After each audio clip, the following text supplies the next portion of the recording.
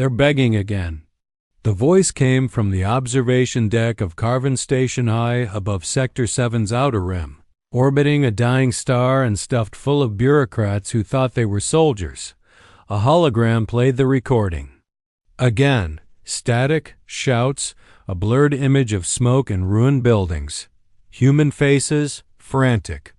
Someone shouted about defensive line breach. Then the feed went black. High Executor Trell leaned back, unimpressed. Another Terran colony out. In the dark, they overexpanded. Let them collapse. They're not under our jurisdiction, another counselor muttered. Let Earth answer their own calls. That got a laugh. Earth? Trell chuckled. They haven't responded to anything in a century. They're shadows. Dead civilization with leftover colonies playing war. Someone near the end of the table. Frown. Commander Sirith of the observation wing tapped the claw to pause the feed. Play it again. Frame 143. Another sigh. Why? The planet's gone. Sirith didn't answer. Just froze the video and zoomed in. There, barely visible behind the burning cityscape, stood a figure. Not panicked. Not running. Just watching. Long armored coat. Helmet with no insignia. Holding a transmitter. Not broadcasting out but inward. Sirith narrowed his eyes. That's not civilian, Trell scoffed.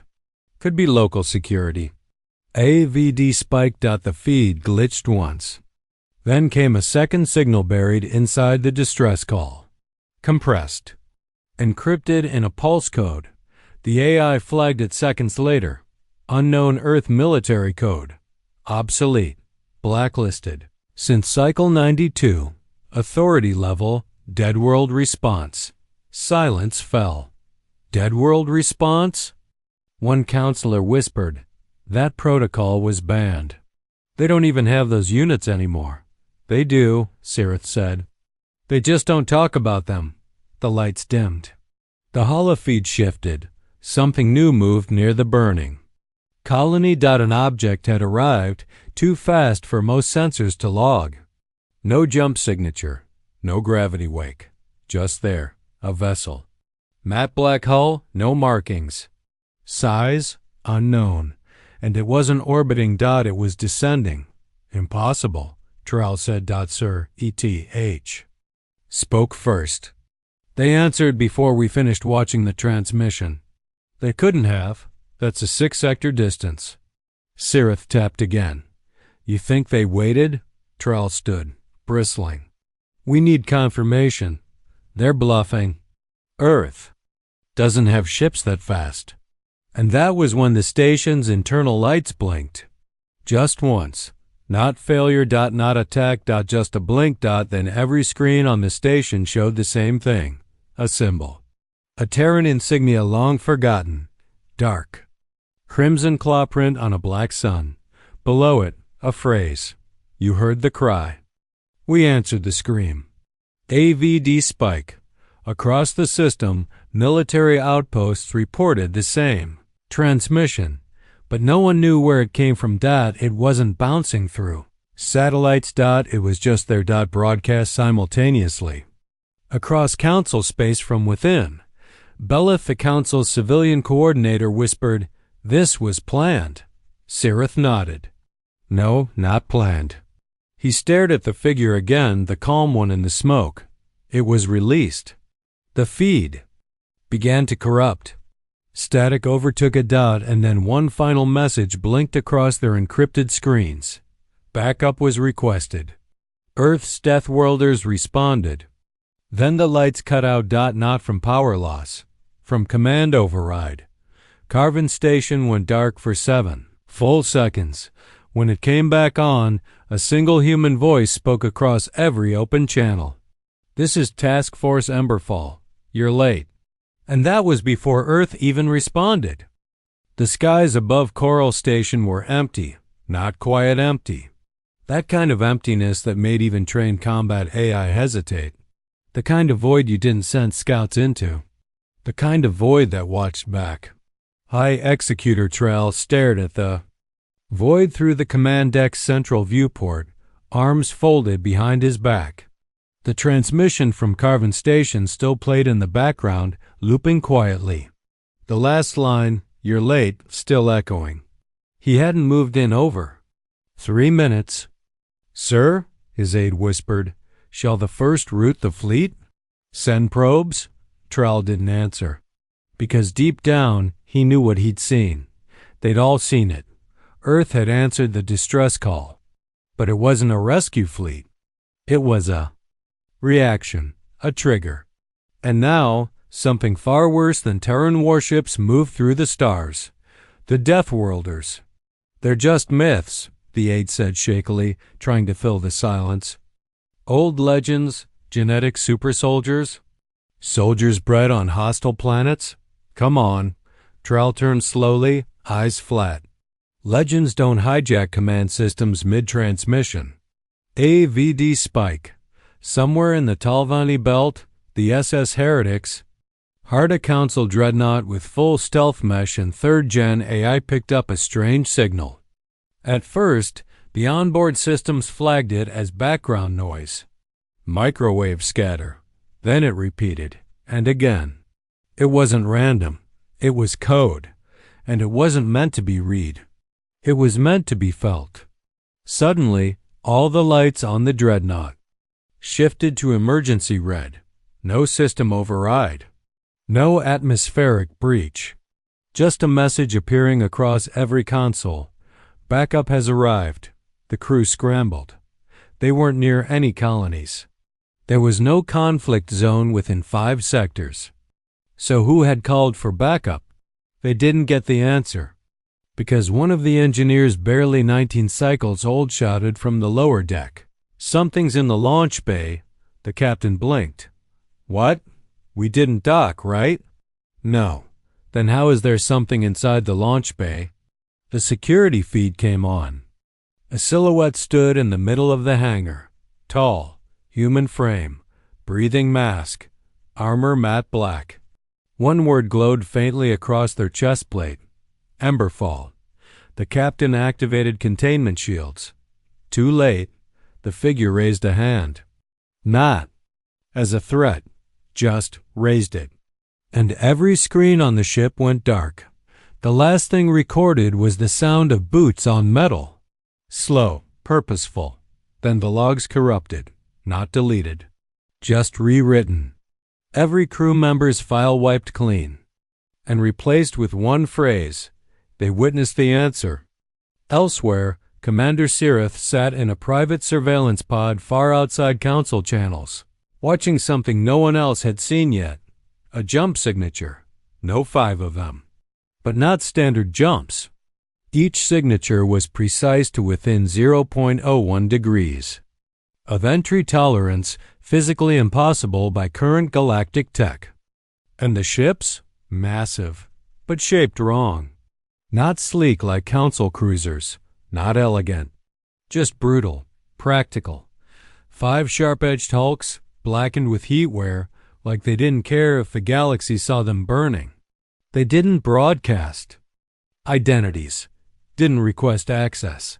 They just arrived and hovered. "I don't think they're here to talk," Sirith said softly. A nearby eye assistant hesitated. "Should I notify High Command?" "No," Sirith said, eyes locked. "They already know." He tapped the screen, zoomed in on the hull of the lead ship. There, written in Terran glyphs, were the words, "This is what you called." Avd Spike. At the same moment, across the Zethari trade route, hundreds of sensors began short-circuiting. Not because of hacking, not from weapons, from overload. Too much movement, too fast, too quiet. Ships, dozens, hundreds, all moving without known propulsion. Like they were swimming through space.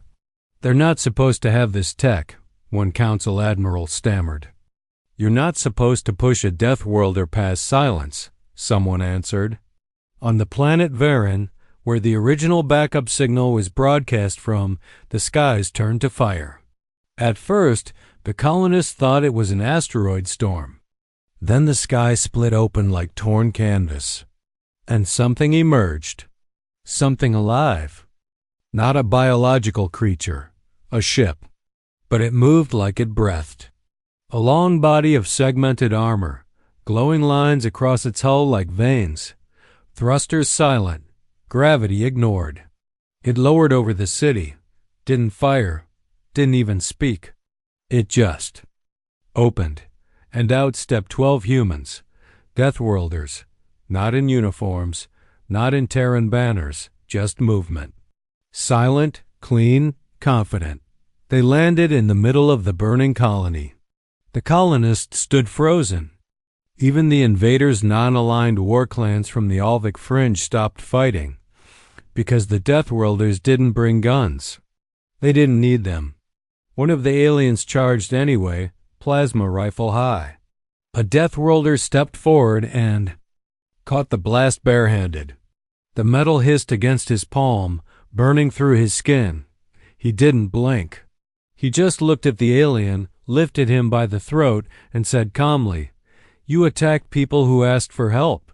Then he dropped him and walked past. The other 11 followed.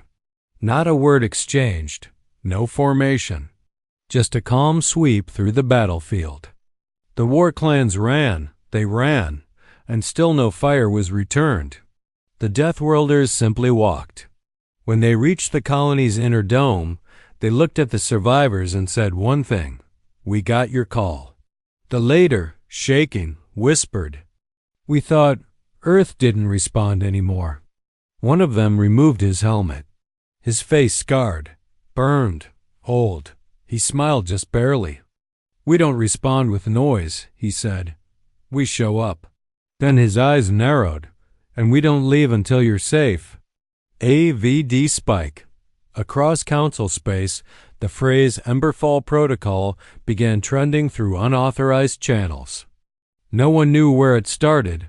No one knew what it meant. But fleets reported sightings of Terran ships where none should be. Systems long forgotten flickered online with Terran signals. Abandoned satellites began transmitting again with coordinates, but not to other colonies, to other Deathworlders. It wasn't just one team, it was hundreds. And every one of them was already in place, already inside. They didn't wait for a command, because Earth hadn't built an army. They'd scattered survivors, fighters, ghosts, seeds of war planted across the galaxy, hidden in plain sight. And now the galaxy remembered what backup really meant. You didn't call Earth for aid. You called them to end the fight. And they didn't bring justice. They brought certainty. No more warnings. No more messages. Just footsteps. Just silence. And the soft crack of fear spreading through every system that once thought humanity had fallen asleep. 12 Deathworlders walked through the wreckage like ghosts wearing armor. Each step left silence behind them. Real silence. Not just the absence of sound, but the killing of sound. Gunfire fell flat. Screams refused to echo. The wind itself stopped blowing. Vyrian's surviving colonists huddled inside the burnt shelter pods, watching through cracked transparasteel. The invaders had fled hours ago, but still no one moved. Not even the children cried, because the Deathworlders hadn't left. And when something that dangerous doesn't leave, something worse usually follows, but not this time. One Deathworlder, the one with the scar across his throat, stood alone at the edge of the colony ruins, facing east toward the Badlands. He didn't speak. He just stood there, still, watching the wind roll dust past him. Then he said, "One more." Another Deathworlder, taller, younger, tilted his head. "You're sure?" "I'm sure." The younger one sighed and rolled his shoulders. "You always say that, and I'm always right." AVD Spike.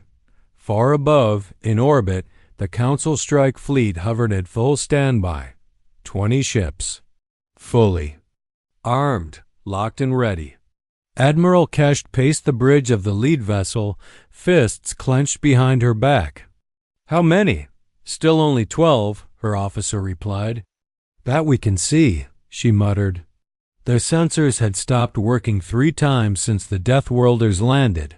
Not jammed. Just confused. Readings came back in contradiction with reality. 1 moment, 0 heat signatures. Next moment, 50,000 kilojoules from 1 footprint. 1 moment, no pulse. Next, 22 cardiac traces inside a single individual.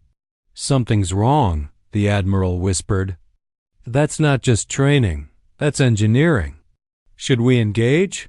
Her XO asked. She didn't answer. Because they'd already tried. 3 hours ago, the orbital fleet fired a low-power warning beam down to the ruins. Not a weapon. Just a flashy light pulse meant to show presence. One of the Death Worlders looked up.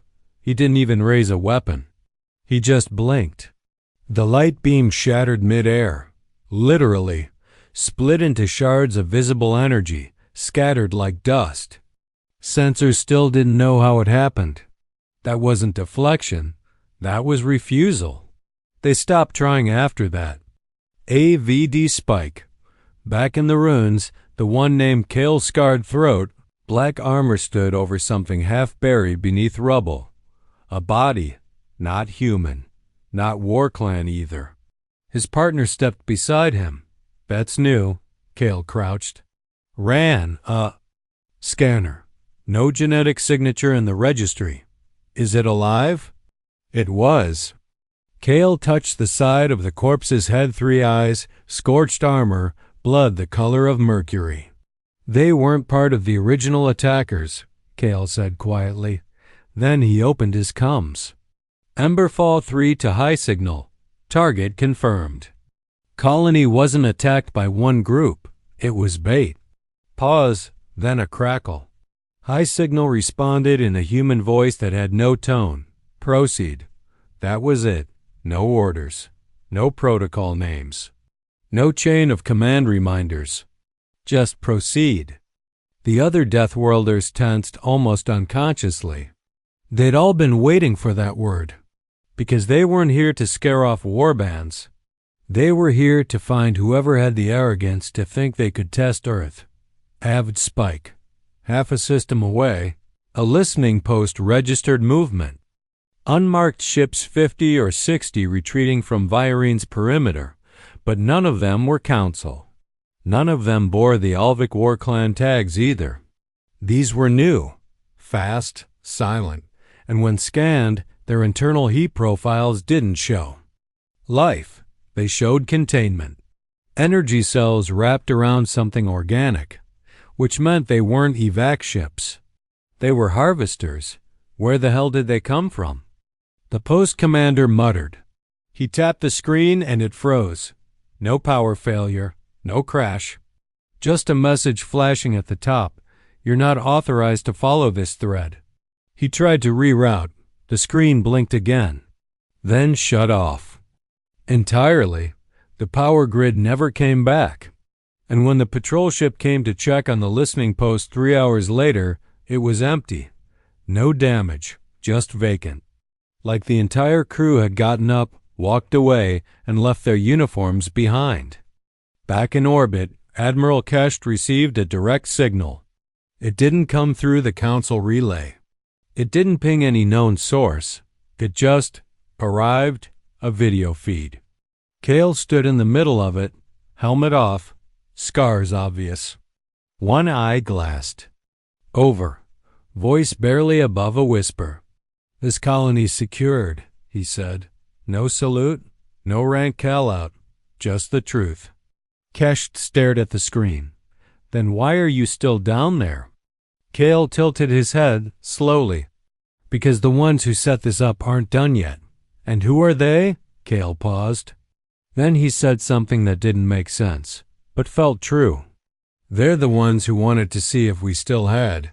Fire. The feed cut. No signature left behind. Kesht leaned against the console and exhaled. Gods help us if they find out we do. Across the galaxy, whispers started to spread. Not through official channels. not across military bandwidths, just in speech, in frightened hushes, in intercepted traitor chatter. They said the Deathworlders weren't fighting to win battles. They were tracing back origins. Each engagement, each colony was a test, not of force, of delay. Someone was trying to see how long it would take Earth's silence to break. And they got their answer. 12 soldiers, 12 ghosts, each one speaking with action, not orders. And now the word Emberfall meant only one thing across council maps. You'd better fix the problem before they arrive. Because if Earth sends a fleet, you still have hope. But if they send Deathworlders, then they already buried you in the silence. The planet called Renthis wasn't on any star map. It didn't need to be, because Renthis was never meant to exist. A hidden world carved out in dead orbit, sheathed in electromagnetic noise and gravity distortion so deep even probe drones turned to dust on approach. Officially, it was unreachable space. Unofficially, it was home. The ones who had whispered first, the architects of the chaos. They didn't wear uniforms. They didn't fly banners. They just watched the stars and waited for Earth to flinch. They had studied humanity's silence for generations, misread it as weakness, called Earth the husk, laughed at old Terran tech, laughed harder when the colonies began falling. But tonight, there was no laughter, because a ship had arrived above Renthis. No jump flare. No warp signature. Just presence. One moment clear sky. Next dash shadow. The size of a city, moving like smoke. No COMMS. No scan return. Not even hull reflection. Just a message, etched into the surface of Renthis moon with fire so hot it cracked bedrock from orbit. 3 words. We see you. Inside the Renthis stronghold, their central council panicked. They weren't soldiers. They weren't used to being seen. Where did the ship come from? It didn't. We didn't detect entry. Did Earth trace the Emberfall signal? No way. It was decoupled. Cloaked, buried under. Then how? Avd spiked. The floor beneath them shook. Not from weapons. From sound. Footsteps. 12 of them. Coming from a tunnel that wasn't supposed to exist. The guards posted there were already gone. No alerts. No firefight. Just dash gone. Now, one by one, the Deathworlders walked into the core chamber of Renthis. No dramatic entry. No monologue. Just silence and dust behind their boots. One of the Renthis leaders, skin pale and vibrating with fear, stepped forward. This is a sovereign site. You have no jurisdiction here. The lead Deathworlder Kale stared through him. We don't need jurisdiction, he said. Another of the Renthis agents sneered. We know what Earth is. Your old wars, your bluff fleets. You think you can scare the galaxy into bowing again? Kale looked to his left. One of the Deathworlders, the one with the long burn scars across both arms, walked forward. Slow. He stopped at a terminal. Tapped one key. The Renthis displays flipped from system. Logs to video feeds. From every invasion. Every colony burned. Every child buried. Every elder tortured for resistance. Why? Kale asked. Quiet. No accusation. Just a question. The council leader stepped back, mouth trembling. You single quotes read. You're not supposed to find us. Kale took a step closer. We didn't find you. He paused. You called us. Avd spiked. Another Deathworlder, the youngest, barely 20, stepped into the center of the chamber and placed a data core on the table. It began to spin. Images appeared. Midder, council maps, trade routes, leaked transmissions. Everything led back to Renthis, and worse, Renthis had been trying to escalate, pushing the war clans, arming border pirates, sabotaging diplomacy, but not for power, for reaction. They wanted Earth to crack first. Wanted to prove the legend was dead, because if Earth roared like the old days. Renthis could rally the galaxy to crush them once and for all, but Earth hadn't roared. Earth had walked. And now Renthis sat beneath a Deathworlder's shadow. You brought this on yourselves, the woman with cybernetic eyes said. We? The Renthis leader stammered. We only tested. Kale tilted his head. You tested fire. It burned you. He turned. The 12 walked to the exit. Wait. The Renthis governor cried. Aren't you going to kill us? Kale paused. No. The leader blinked. Then what? Are you? We don't kill lessons, Kale said. We leave them to be remembered. And then every console in the chamber lit up. Hundreds of systems. Thousands of relay links. Every single one broadcasting Renthis. Secrets. The entire galaxy would know. Who whispered first. Who watched colonies fall. Who smiled when humans bled. And that Earth didn't destroy them. Just showed them. Back on Earth, in a quiet chamber deep beneath the Arctic ice, First Voice listened. To the final signal come through, origin trace complete. Emberfall returning. She smiled, soft, tired. Message delivered, she whispered. Beside her, the old AI said, And what now? She looked up beyond the ceiling, as if staring through clouds, stars, and silence itself. Now, she said, the galaxy teaches itself. Because when you send a signal across the stars asking for backup, you better pray Earth doesn't send its quiet ones. Because they don't bring justice. They bring certainty. And they don't stay to celebrate. They leave you to answer the question. What did we wake up? The galaxy was different now, not because Earth attacked, but because Earth moved, and nothing moves like a Deathworlder when it's already too late.